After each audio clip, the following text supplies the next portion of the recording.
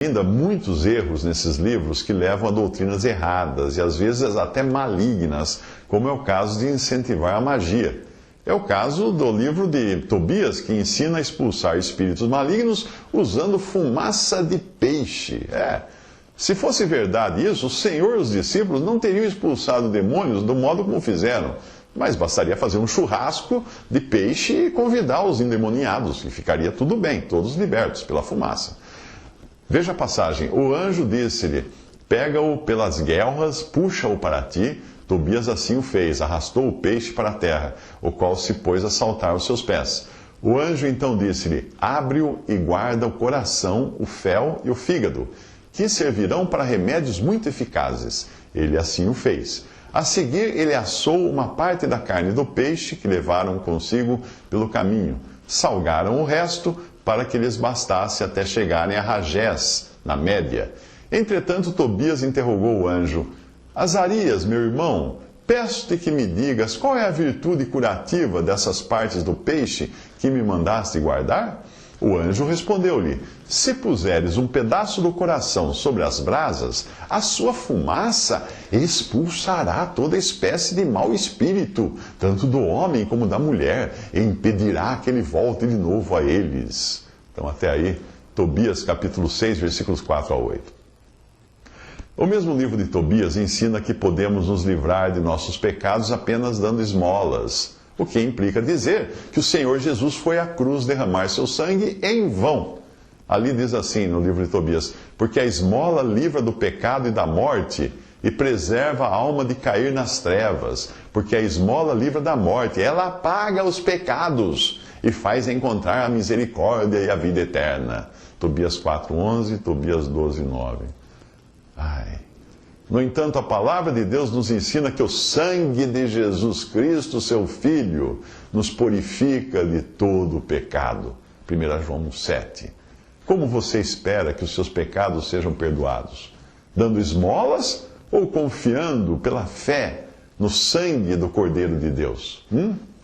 Esses livros contêm ainda erros históricos, erros geográficos, mas os detalhes disso você encontra fazendo pesquisas na web. O que me intriga é esse seu fervor em defender a Bíblia versão católica, quando a própria instituição que você segue não crê que a Bíblia seja a palavra de Deus única, suficiente e incontestável.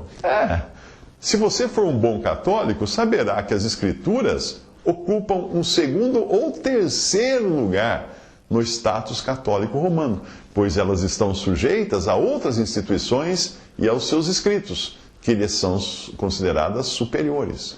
Eu estou falando da instituição da Sagrada Tradição e da instituição do Sagrado Magistério. Sempre que existir dúvida entre o que diz a Bíblia, a palavra de Deus, e o que dizem essas duas instituições, serão estas que irão prevalecer. Ou seja, elas dão o voto de Minerva para dizer o que na Bíblia é ou não palavra de Deus, em que você deve ou não acreditar. Percebe isso? Quando Paulo se despediu dos anciãos de Éfeso, ele não disse: encomendo-vos a Deus, a palavra da sua graça, a sagrada tradição e ao sagrado magistério. Não! Ele disse apenas: agora, pois, irmãos, encomendo-vos a Deus e a palavra da sua graça, a Ele que é poderoso para vos edificar e dar herança entre todos os santificados. Atos 20:32. Percebeu? A palavra, a Deus e a palavra da sua graça. Nada mais.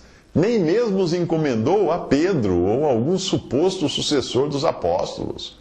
Não precisa estudar muita história, não, para você saber que no trono da suposta sucessão de Pedro já se sentaram assassinos, psicopatas, praticantes de incesto e outras aberrações. Estude história.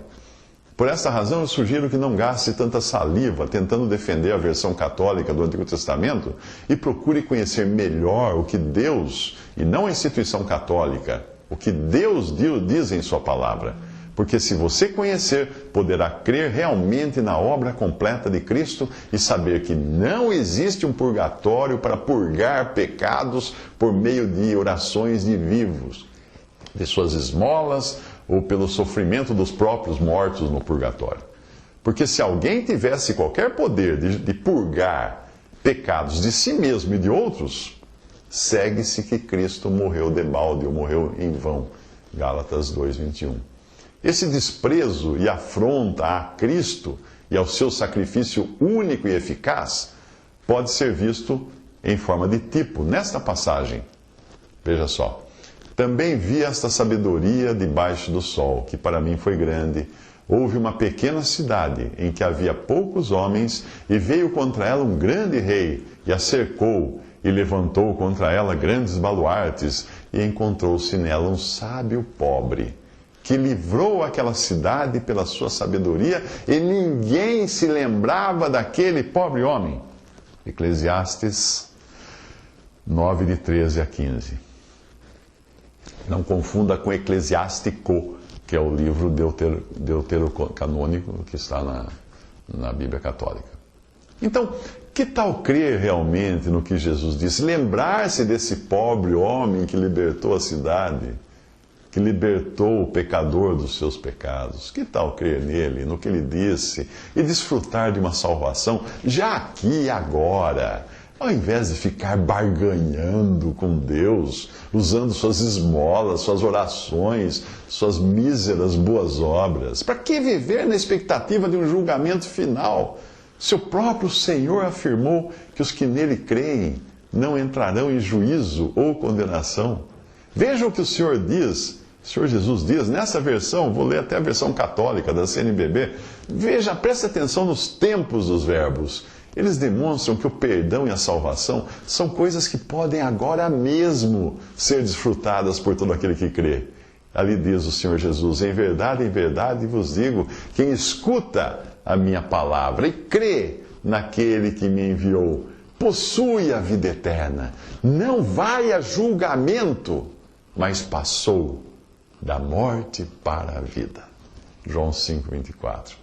Eu digo isto porque se você ouvir a palavra da sagrada tradição ou do sagrado colegiado, você não vai estar ouvindo a palavra de Cristo como definitiva e cabal. Se crer que a salvação está numa instituição, não estará crendo que ela está numa pessoa, uma pessoa divina, naquele que o Pai enviou ao mundo. Se você achar que existe um purgatório e viver na horrível expectativa de passar pelo grande trono branco do juízo final, não estará desfrutando agora mesmo da certeza da vida eterna e de que não vai a julgamento, mas passou da morte para a vida. Visite respondi.com.br. Adquira os livros ou baixe e-books. Visite 3minutos.net. Baixe o aplicativo.